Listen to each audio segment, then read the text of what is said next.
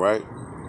Barakatah Yahweh, Barakatah Yahweh Shai, Barakatah Yahweh, Barakatah Yahweh Shai, Barakatah Yahweh, Barakatah Yahweh Shai, Call Halayim Yahweh Bahashim Yahweh Shai, Bahashim Haracha Kodash.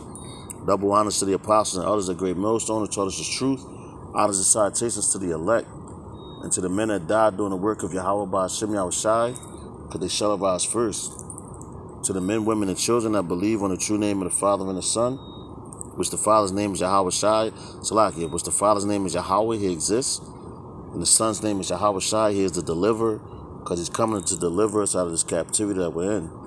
My name is Ma'aka Allah Ben Gad Ben Yasser Allah, with the Church of Philadelphia camp here in Philadelphia, Pennsylvania.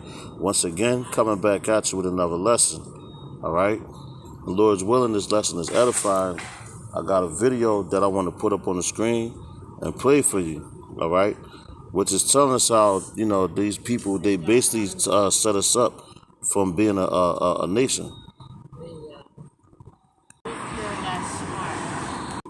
Salaki, I had to pause the video real fast because I'm sitting outside and, people keep walking past saying certain things, But Salaki, forgive me, But yeah, I had this video I want to play for you, which goes into back into the western coast of Africa where they came to pick us up as slaves and all that, and how they basically you had the land of Judah, you had that actually on the map, okay, but now they took it off, so that's them cutting us off from our land, from us being a nation as a period, as a whole. But if you look at Saudi Arabia, Jerusalem, that's really our land. But anyway, I'm going to hop in the book of Psalms, chapter 83. I'm going to start at verse 1. It says, Keep not thou silence, O Most High. Hold not thy peace, and be not still, O Most High. For lo, thine enemies make a tumult, and they that hate thee have lifted up the head. So look, let's get that word tumult real fast through the Spirit. Just bear with me. My phone's acting a little slow at the time, so just give me 1 second. Bear with me. Babak Bashar. I'm going to try it again. It says the word for tumult. There we go.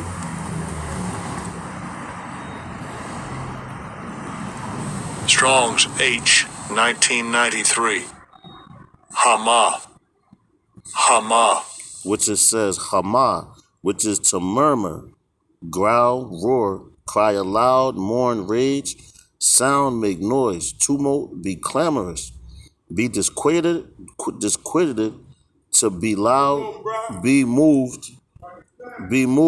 It says be troubled, be in uproar, to growl, to murmur, to be in a stir, be in a commotion, to be boisterous, be turbulent. And that's what our enemies are in right now, right? It says, I'm going to read that again, verse 2. It says, For lo, thine enemies make a tumult, and they that hate thee have lifted up the head, that have taken crafty counsel against thy people and consulted against thy hidden ones. Which, of course, who are the hidden ones? That's talking about the elect. All right? Because the Lord said he's going to hide us, man. At that time, it says, they have said, Come and let us cut off them. Salaki. It says, they have said, Come and let us cut them off from being a nation, that the name of Israel, Yasharallah in the Hebrew, may be no more in remembrance. So what's that? Yasharallah, he is a prince of the power. He is a prince of the Most High, right? It says, For they have consulted together with one consent. They are confederate against thee. So they're all against us, man. All right? Which brings me, and I'm going to play the video after this. This brings me to Deuteronomy chapter 28. All right? And I'm going to start at verse 64. All right? So just bear with me. I'm going to start from 64 and go all the way down. Then I'll play the video. Then I'm going to salute out. But this is Deuteronomy, or as the Apostle Tahar said, Deuteronomy, chapter 28 and 64.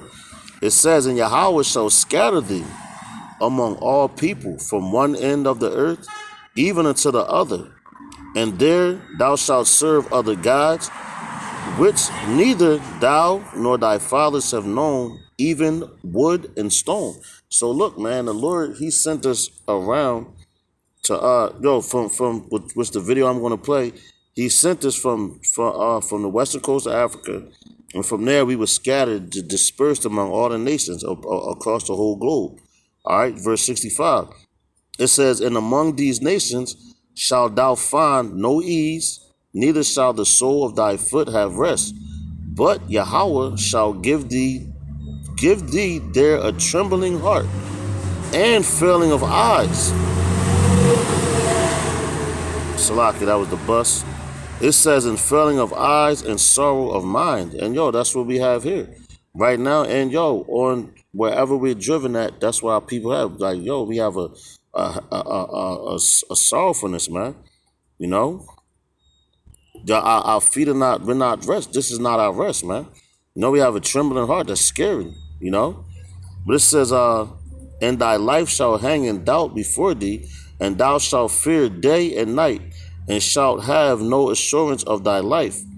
In the morning thou shalt say, Would God of the Most High it were even, and at even thou shalt say, Would the Most High it were morning.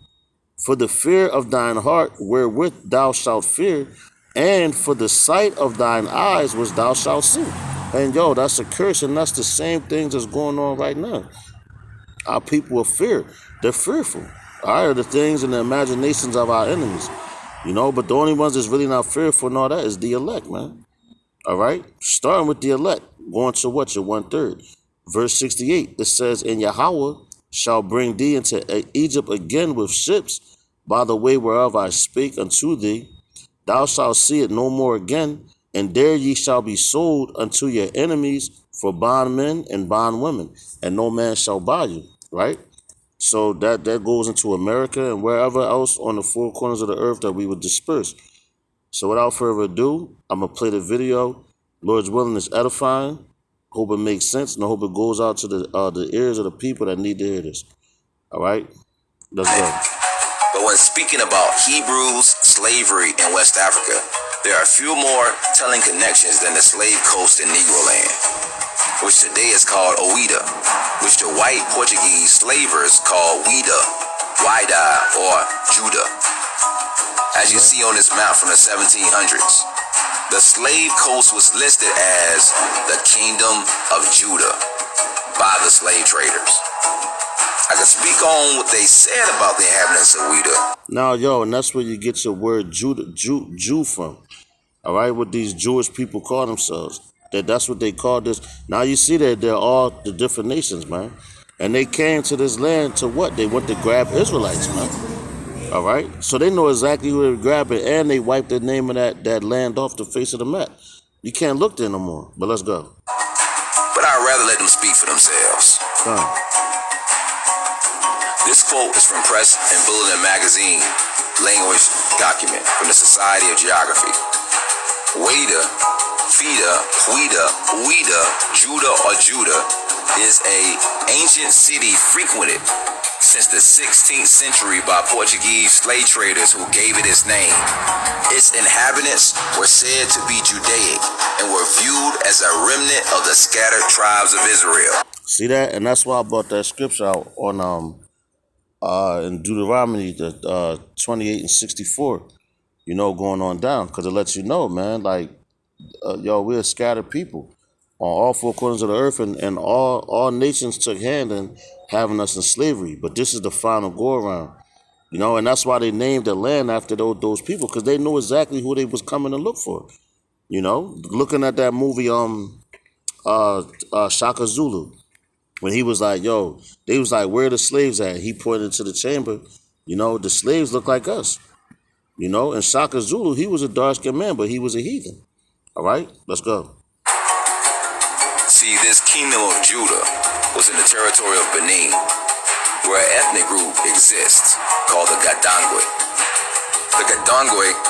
And yo, you see the way that looks, and it's funny, and I gotta laugh, because when you hear the way he breaks it down, and that looks like a get this truck over. That actually looks like a axe, you know. used by the Gadites, you know, the southern tribe. But yo, let's go. It's actually two different tribes, the Ga and the Dangwe. You might just recognize these two tribes if you're familiar with your Bible. They're the Hebrew names Gad and Dan.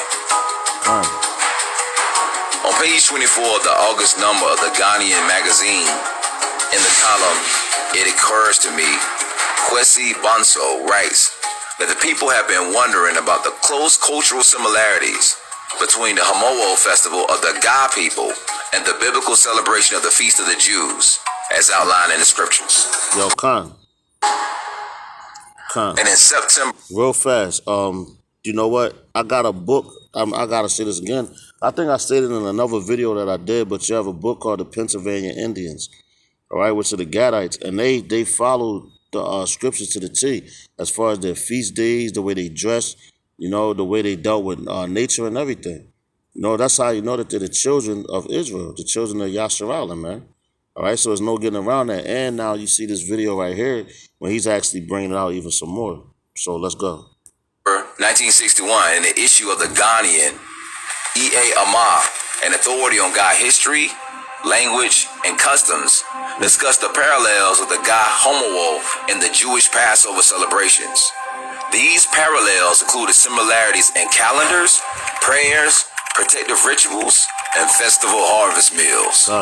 The basis of the Ga religion is enshrined in their three great annual feasts, namely Hamowo, Nayamale, and Namutu, which have a very close and intimate parallel connection with those of the Jews, or as one aptly put it, are reminiscent of the three annual festivals of the Jews, namely the Feast of Passover and Unleavened Bread, the Feast of Weeks, and the Feast of Ingathering. The Ga people, like the Hebrews, begin their year in March to April, according to the moon. See that? The year is lunar. And yo, that's for you people out here that talk about lunatic Sabbath and all that. Yo, that's what it goes by. And going back into the book of Genesis, it tells you that the moon is for times, feasts, and seasons, and days, and all that. All right, which is confirmed right here. So, like, whatever you've been learning or been taught, yo, you've been taught wrong. All right, so it's time to listen to the truth. But let's go. The computation in each case starts with the visibility of the new moon. See that? The visibility Some of the old new God moon. name. Order, obey it. All right, Salaki for that. But yeah, that's pretty much the end of the video for what they have right there. And yo, it brought out a lot of things, man. So you go into the book of Genesis and read on the moon and everything. All right, it's for a day, it's for times, seasons, and feasts and all that. All right, so that's lunar. All right, because you get your word month from the word moon. All right, which he clearly stated. So these other camps that's teaching anything else, they're off, man. Starting with the Apostle, elders of the Great Millstone, that's where the truth starts at. All right, and Lord's willing, this lesson, you know, real briefly was edifying. You know, you get something out of it. Until the next lesson, I'm going to say Shalom Nasharala, Mawafa Baba Ball. Be almost home. Shalom, stay strong. Shalom.